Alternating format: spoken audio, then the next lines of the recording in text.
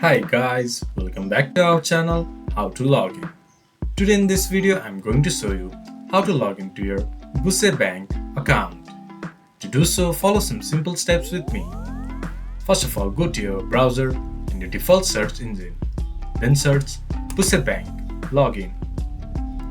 Then go to the first result that shows up or go to ebank.busey.com. It will then take you to the official website of Busey.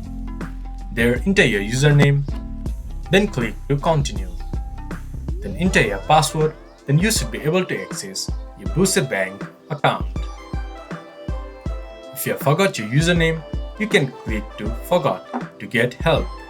And if you are new to Busey, you can enroll a new account by clicking to Enroll Now. This was for today's video. If you guys find our video helpful, please leave a like and comment.